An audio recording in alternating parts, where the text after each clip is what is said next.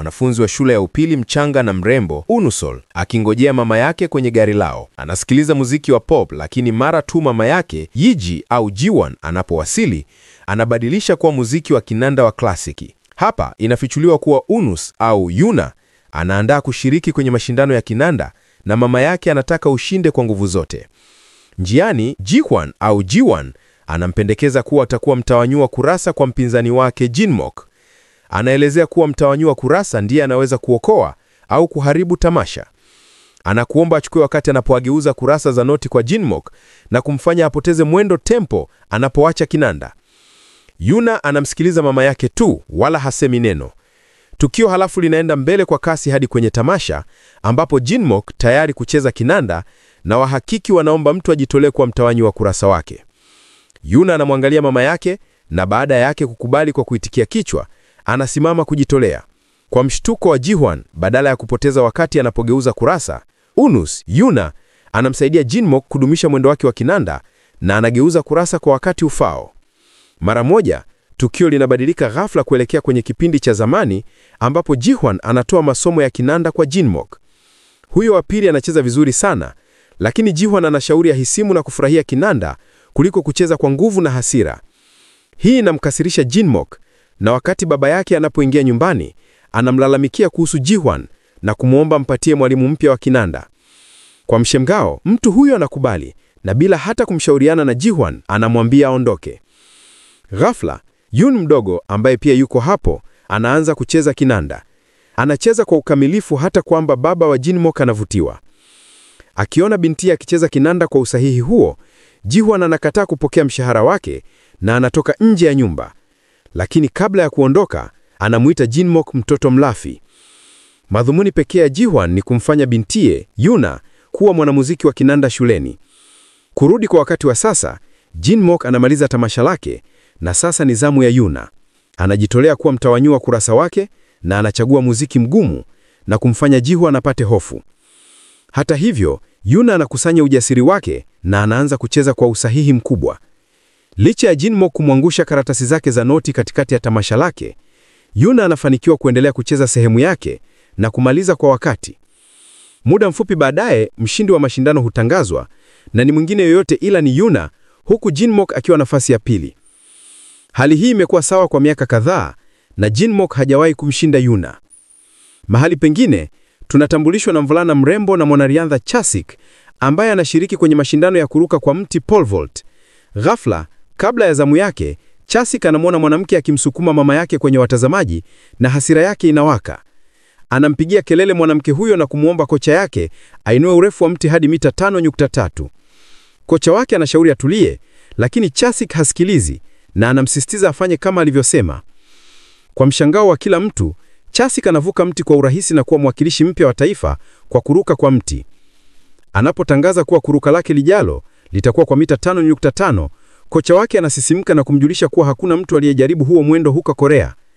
Chasik anasisitiza kuwa anaweza kufanikiwa kwani anahisi nguvu miguuni mwake. Kujibu hivyo, kocha huangalia chini kwa mshangao na kumruhusu ajaribu kuruka huko.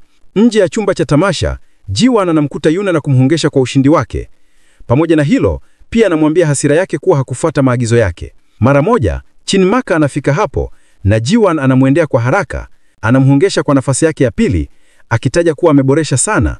Hata hivyo, Jinmok anamjibu kwa ukali na kuondoka. Mama na binti hao wanaiongoza shule na kuelekea nyumbani. Jinmok anaenda kanisani na kuomba Mungu amhukumu Yuna kwa majivuno yake na mashtaka yake mara kwa mara ya uongo. Anataja kuwa amechoka kudharauliwa kila wakati. Wakati huo huo, Chasik anajiandaa kwa kuruka kwake huku akiomba. Anaruka juu ya mti kwa mwendo wa polepole, lakini mti wake unamgonga kwenye viungo vya siri. Kocha anaita gari la wagonjwa na kumpeleka kwa haraka hospitalini karibu na hapo. Wakati huo huo, Jinmok bado yuko kanisani, anapokea simu kutoka kwa rafiki yake. Huyo wa pili anafichua kuwa Yuna na mama yake walipata ajali na kwamba Yuna ameharibu macho yake vibaya. Kusikia hili, Jinmok aliogopa, anaendelea kuangalia msalaba karibu naye. Tukio halafu linabadilika kuelekea kwa mama na binti hao hospitalini ambapo Yuna anamwambia daktari kuwa ana shida ya kutofautisha maumbo. Pia anajaribu kutambua mama yake, lakini inashindwa. Daktari halafu anamjulisha Ji-won kuwa neva ya macho ya bintiye imeharibika na sasa hana uwezo wa kuona. Ingawa Ji-won amesikitishwa, bado anataka Yuna aendelee na mazoezi ya kinanda na kuwa bora zaidi baadaye. Kisha anaenda kulipa bili za hospitali, akimwacha Yuna peke yake kumngojea. Vivyo hivyo kwenye chumba kingine, Chasik anapokea matibabu na daktari anamwambia kuwa viungo vyake vya uzazi viko sawa, lakini anahitaji kuacha kushiriki katika michezo ili kuishi maisha yasiyo na maumivu. Zaidi anataja kuwa mgongo wa Chasik umeharibika na anahitaji kupatiwa upasuaji haraka iwezekanavyo kuurekebisha. Chasik ni mwenye kusikitika, lakini anatabasamu akijifanya ni sawa mbele ya mama yake. Wakati huo huo, Chinmaka yuko nyumbani anajisikia na hatia na anaamua kumtembelea Yuna hospitalini. Njiani anamnunulia maua. Hospitalini, Yuna anagongana na Chasik na kumwomba ampeleke kwenye paa. Hata hivyo, akigundua kuwa haoni, anampeleka kwenye maegesho badala yake. Baada ya kuondoka kwake, Yuna anapanda kwenye reli na kujiandaa kuruka, akidhani kuwa yuko kwenye paa. Chasik pia anafika hapo na kujaribu kumzuia, lakini hasikilizi. Yuna amechoka na tabia ya mama yake kwake na hana hamu ya kuishi. Anafunga macho yake tu na kujiachilia. Kwa bahati nzuri, Chasik anamshika kabla hajagonga chini na kumwambia kwamba kwa sababu hii tu hakumpeleka kwenye paa. Pia anamwambia kuwa anapaswa kuacha kumlaumu mama yake kwa matendo yake na anza kuwa na ukomavu zaidi. Muda unapita na bila michezo, Chasik anatumia wakati wake akilala karibu na nyumba na kubaki tupu. Mama yake Wong anaanza kuwa na wasiwasi kumhusu na anachagua picha kutoka kwenye albamu ya zamani ya picha. Baadaye wakati wa chakula cha jioni, akiona mwanaye akikasirishwa na maisha yake, Wong anaamua kumwambia kuhusu baba yake na kumpa picha hiyo. Kisha anafichua kuwa baba yake ni mwanamuziki maarufu wa kinanda na anaheshimiwa katika nchi nzima. Chasik anafurahia baada ya kusikia hili na anauliza kwa nini hakujulishwa hapo awali. Wong anajibu kuwa alikuwa na aibu kumjulisha kwani alipata mimba baada ya kujitenga na baba yake akiwa kijana. Pia anamtuliza Chasik kwa kusema kwamba ingawa hawezi kushiriki katika michezo, anaweza kila wakati kuanza kufanya mazoezi ya kinanda kwani kimejifunga damuni mwake. Mahali pengine, Yuna yuko na mama yake nyumbani akimwambia kuwa anataka kwenda shule peke yake. Hata hivyo, Ji-won anafikiria vinginevyo. Amemwandalia Yuna mwalimu mpya kwa faraja yake ambaye atamfundisha noti za kinanda za Braille. Kusikia hili, kijana huyo anakasirika na kusisitiza kuwa hatacheza kinanda tena. Anataka tu kufurahia maisha yake yaliyobaki kwa njia yake mwenyewe. Anasema kuwa anataka kusoma na hatimaye kuhitimu badala ya kupoteza wakati wake akijifunza kucheza kinanda. Wakati Ji-won anapojaribu kumfahamisha hali hiyo, Yuna anapiga kelele kuwa amekata shauri. Wakati huo huo, Chasik anatembea mitaani anapoona bango la baba yake kwa ajili ya tamasha. Hii inamvutia sana kwamba anaamua kuanza kujifunza kinanda haraka iwezekanavyo. Siku ya pili, Yuna anajiandalia shule peke yake na kumwambia mama yake kuwa haihitaji msaada. Kisha anachukua fimbo ya kuteleza na kuanza kutembea kwenda shule. Ji-won anajaribu kumfuata, lakini analazimika kuondoka wakati Yuna anapogundua kumhusu na kuanza kupiga kelele. Wakati huo huo, Chinmaku amesimama karibu anashuhudia mgogoro huo na anaamua kumfuata kwa ukimya. Anamsaidia Yuna kwenye treni ya chini, metro, anamfungulia milango shuleni na huondoka tu baada ya kuhakikisha kuwa tayari kwenda darasani. Wakati huo huo, Chasik pia anafika shule ya upili ile ile na kukutana na mwalimu kwa ajili ya uandikishaji wake. Kwa bahati mbaya, mwalimu anakataa kumkubali akisema kuwa lazima aje na mama yake. Katika eneo linalofuata, Yuna anajaribu kupata chakula cha mchana kwa ajili yake mwenyewe. Kwa bahati mbaya, anagongana na msichana na kumwaga chakula juu yake. Huyo wa pili anakasirika na kumpigia Yuna kelele, lakini Jin-mok anamvuta mbali kabla ya mambo kuwa mabaya. Baadaye, Yuna anaitwa ofisini kwa mwalimu mkuu ambaye anampendekeza apate mtu kujitolea kwa ajili yake. Awali, Yuna anakataa na kutaja kuwa atasimamia kila kitu peke yake. Hata hivyo, wakati mwalimu anapomkumbusha kuhusu tukio la ukumbi wa chakula, anakubali. Kutoka bila kutarajia, Chasik anafika hapo na kupendekeza kuwa msaidizi wa Yuna. Badala yake, anataka aandikishwe shuleni. Yuna anapenda wazo na mara moja anakubali. Muda mfupi baadaye ni wakati wa masomo ya kinanda. Wakati wanafunzi wengi wanajua vizuri kinanda, Chasik hana uhakika wowote kuhusu hicho. Anatazama tu noti za kinanda kwa mshangao. Baada ya darasa, Jin Mok anamwendea Yuna na kumwambia kuwa anataka kumaliza uadui wao na kuwa marafiki. Hata hivyo, hajibu na anampuuza tu. Jin Mok bado haachi na anaendelea kusisitiza, lakini Yuna anamwambia amwachie na aache kumwonea huruma kwa hali yake. Anafichua kuwa angekubali ombi lake kama angemuuliza mara tu baada ya kushinda mashindano ya kinanda. Nyumbani kwa Chasik, wakati mama yake anapoingia chumbani kwake, anashangaa kuona noti kadhaa za kinanda zikifunika kuta za chumba chake. Licha ya kuwa Jumapili, Chasik anaenda maktabani na kusoma vitabu vyenye masomo mazuri ya kinanda. Kwa nia hii, anafanikiwa kujifunza istilahi za kinanda kwa muda wa wiki, jambo linakompata pongezi kutoka kwa wanafunzi wenzake. Baada ya shule, Chasik huwa anamfuata Yuna na kumsomea masomo yote yaliyofundishwa wakati wa mchana. Hata hivyo, licha ya msaada wake wote, bado anakataa kupanda baiskeli ya Chasik kwa ajili ya kupandishwa. Jioni moja anapokuwa anatembea kwenda nyumbani, anasumbuliwa na mmiliki wa mbwa anayemshtaki kumdhuru mbwa wake kwa fimbo yake. Mtu huyo anaendelea kumfedhehesha, lakini kwa bahati nzuri, Chasik anajitokeza. Anamkemea mmiliki wa mbwa na hatimaye kumfanya aondoke. Baada ya hili, anamfanya Yuna akae kwenye baiskeli yake na kumpeleka nyumbani. Kwa mshangao, anapenda safari hiyo, kwani anahisi upepo mwema ukipapasa mashavu yake. Muda tu baadaye, wanafika nje ya nyumba ya Yuna, kwa hiyo anamwambia Chasik aende kabla mama yake hamjui. Kinyume chake, Jiwon amesimama mlangoni, akiwaangalia wawili hao. Anamuita Yuna kwa jina lake na kumwambia Chasik kuwa watamwalika kwa chakula cha jioni wakati mwingine. Baada ya mama na binti kuingia nyumbani, Chasik anagundua kuwa Yuna ameuacha fimbo yake nje, kwa hiyo anaamua kuirudisha. Lakini kwa mshangao wake, anagundua Jiwon akiwakaripia Yuna kwa kuhatarisha maisha yake na kuzurura na kijana jasiri. Yuna mara moja anamtetea Chasik na kumwambia Jiwon kuwa yeye ni mtu mzuri ambaye alimfanya ahisi furaha ya kupanda baiskeli kwa mara ya kwanza maishani mwake. Pia anataja kuwa kwa sababu ya shauku yake ya kinanda, hajawahi kufanya mambo mbalimbali maishani mwake. Wakati Jiwon anapomuuliza kuhusu tuzo aliyoshinda akicheza kinanda, Yuna anajibu kuwa hakufanya hivyo kwa ajili yake mwenyewe. Mwishowe, anamwambia mama yake kuwa anataka kuishi maisha yake kwa kujitegemea.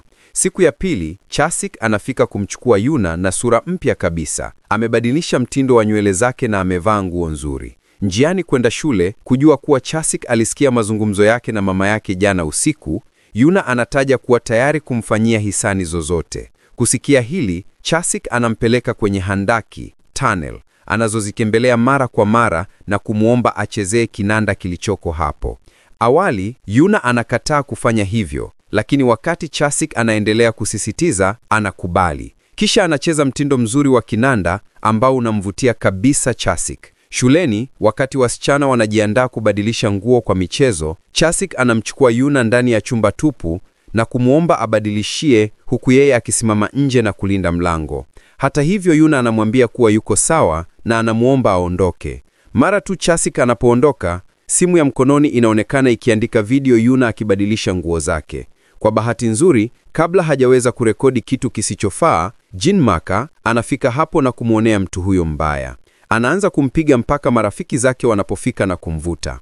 Baadaye usiku, wakati Jin Maka anakaa kula chakula cha jioni na familia yake, tunajifunza kuwa alijeruhiwa mkono wakati wa kupigana hapo awali. Wakati huo huo, baba yake anatangaza kuwa anatakiwa kucheza kinanda kwenye harusi ya rafiki yake jioni ya pili. Hata hivyo, Jin Maka anamwonyesha mkono wake uliojeruhiwa na kusisitiza kuwa hataweza kuhudhuria harusi. Hii inamfanya baba yake afe moyo.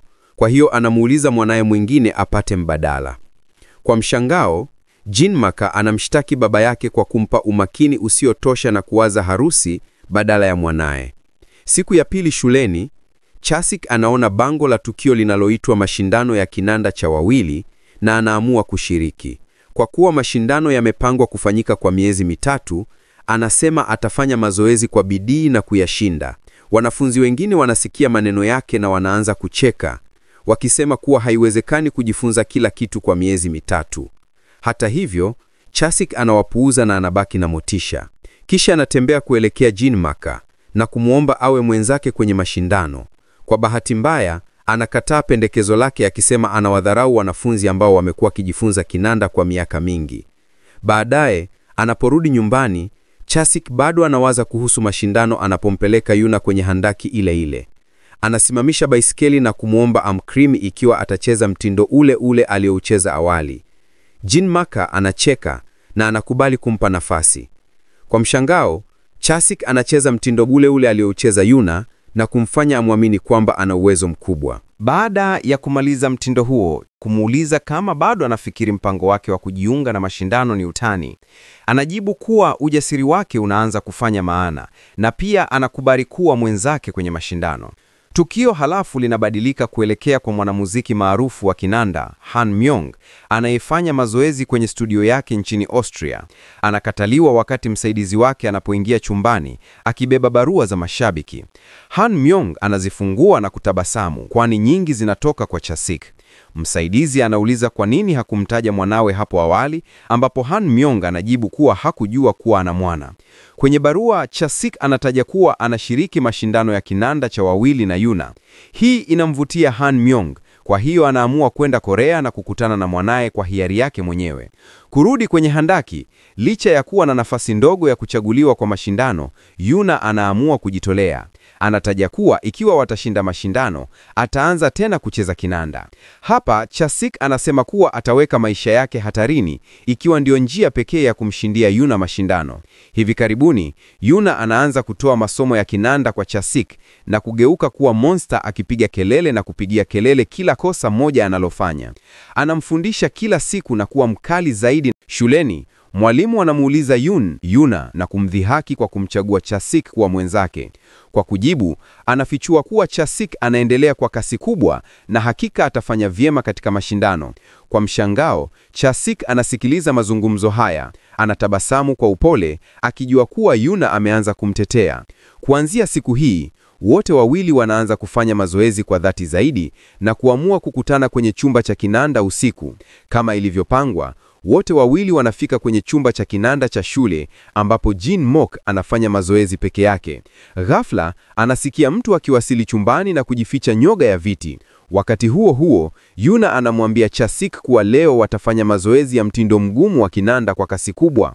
Huyo wa pili tayari kwa somo lolote, kwa hiyo anakubali changamoto. Kufuatia hili, wote wawili wanaanza kucheza na Chasik anajaribu kumfuata Yuna, lakini anashindwa kila wakati. Anaendelea kufanya mazoezi chini ya handaki, lakini ana shida ya kufuatilia kasi ya kinanda. Siku moja, wakati wote wawili wanafanya mazoezi, ni wakati wa kucheza sehemu ngumu walioipanga. Hata hivyo, mara tu Chasik anamwambia Yuna uongo akisema anapokea ujumbe kutoka kwa mama yake. Kisha anatoka nje ya chumba na kumwomba Jin-mok msaada, lakini hapati majibu mengi. Kwa hiyo Chasik anajaribu njia nyingine. Anafichua kuwa Yuna amejitayarisha kuanza masomo ya kinanda ikiwa wataingia fainali. Pia anajua kuwa Jin-mok hataki amwache cheze. Ingawa huyo wa pili anakanusha, Chasik anafichua kuwa alishuhudia Jin-mok akiwapiga mtu mbaya aliyekuwa akijaribu kurekodi Yuna akibadilisha nguo. Siku ya pili, Chasik haonyeshi nje ya nyumba ya Yuna, wala hapokei simu zake au ujumbe. Anaonekana akijaribu kujua sehemu ngumu ya kinanda. Bahati mbaya, anashindwa kila wakati. Siku ya pili ni siku ya mashindano, na wakati Chasik haonyeshi hata shuleni, Yuna anawawa na wasiwasi. Kwa hiyo anamuomba mmojawapo wa rafiki zake atumie ujumbe kwa niaba yake kwa Chasik, akisema kwamba ikiwa hataonyesha kwa mazoezi usiku, atafikiri ni muoga. Usiku, Jin-mok anaondoka nyumbani kwa kumdanganya baba yake kuwa anaenda darasani la maandalizi ya SAT. Baadaye, anafika darasani la kinanda shuleni na kukutana na Chasik, ambaye anaogopa kukabili Yuna. Lakini baada ya kukusanya ujasiri wa kutosha, anatangaza kufika kwake kwa Yuna. Mara moja anamuuliza kama amejifunza sehemu ngumu ya mwendo wa kasi wa tamasha lao. Wakati Chasik anakaribia kusema hapana, Jin-mok anafika hapo na kumwambia aseme uongo kwa Yuna. Mara tu Chasik anapotaja kuwa amejifunza, Yuna anamuomba acheze mtindo huo. Kwa bahati nzuri, Jin-mok anasimama kusaidia. Anakaa kucheza kinanda na hata kwa mkono uliojeruhiwa, anacheza mtindo huo kwa ukamilifu na kuwashangaza kila mtu. Yuna pia anavutiwa na akifikiri kuwa ndio Chasik anayecheza, anaanza kumsifu. Jinmook anapata mhemko kwa maneno yake, kwani hajawahi kusikia mtu akisifu uwezo wake wa kinanda kwa uaminifu huo. Baada ya muda, Yuna anataja kuwa haipaswi kamwe kuacha kucheza kinanda na kuwa atakuwa mwanamuziki mkuu wa kinanda baadaye. Maneno haya yanamhimiza Jinmook sana na anaamua kucheza kinanda tena. Tukio halafu linabadilika kuelekea kwenye siku ya mashindano ambapo mhakiki mkuu ni mwingine yoyote ila ni Han Myung. Mke wake wa zamani, Wang, anagundua jina lake kwenye orodha ya wageni na anaanza kumtafuta Chasik. Huyo wa pili pia anashangaa kujua kuwa baba yake yuko hapo, kwa hiyo anaenda kumuona mtu binafsi. Lakini kwa kusikitisha kwake, Han Myung anafichua kuwa yeye si baba yake na kwamba yuko hapo tu kumtania mtu aliyemkosea kuwa baba yake. Maneno haya yanamuumiza sana Chasik na anamkasirikia mama yake. Hata hivyo, haonyeshi hasira yake na anaenda moja kwa moja kwenye chumba cha kujirekebisha kumtembelea Yuna. Anamuomba aendelee kucheza kinanda na kuendelee kutabasamu ikiwa watashinda mashindano. Wakati huo huo, Jinmook pia anafika ukumbini na kumgundua Jiwon kati ya watazamaji akifunika uso wake. Katika eneo linalofuata, kabla ya tamasha kuanza, Chasik anazungumza na Han Myung kwa muda na kwenda kwa Jinmook akimwomba achukue nafasi yake kwa ajili ya tamasha. Wakati huyo wa pili anapokataa, Chasik anamwambia kuwa amepanga kila kitu na anataka Yuna ashinde tamasha ili amfanye aendelee kucheza kinanda. Kusikia hili, Jiwon pia anasimama kusaidia Chasik na tamasha. Baada ya hili, Chasik anamkuta mama yake nje ya ukumbi na kumuuliza kwa nini alimwambia uongo kuhusu baba yake. Wang anamwambia kuwa alifanya hivi ili kumpa Chasik sababu mpya ya kuendelea na maisha yake, kwani alikuwa na huzuni baada ya kulazimisha kuacha riadha. Kusikia hili, Chasik anakamata mkono wa mama yake na kumpeleka kwenye handaki ile ile ambapo hufanya mazoezi ya kucheza kinanda. Kisha anakaa mbele yake na kuanza kucheza huku Yuna na Jinmook wanaanza kucheza kwenye mashindano. Yuna anaonekana akiwa anatabasamu wakati wa kucheza kinanda, kwani hajui kuwa Jinmook ndiye mwenzake. Pamoja wanakamilisha sehemu ya kwanza ya tamasha lao na kuhamia kwenye sehemu ngumu ya mwendo wa kasi. Wakiwa wawili hao wanaanza kucheza sehemu ya pili, Chasik pia anacheza kile kile kwenye handaki. Wakati huu anacheza kwa ustadi wa kushangaza na kuwashangaza wote wanaomwangalia. Mama wa Chasik ndiye wa kwanza kuvunja ukimya kwa kumkaribisha. Wakati Chasik anapozunguka, watazamaji wengi wanamkaribisha. Kwa upande mwingine, wakati umati unapofurahi, Yuna na Jinmook wote wanatabasamu kwa upana. Hata Jiwon anajivunia utendaji mzuri wa wawili hao. Sinema inamalizika kwa picha ya Yuna akiushikilia tuzo la ushindi na akitabasamu, ikionyesha kuwa alishinda mashindano.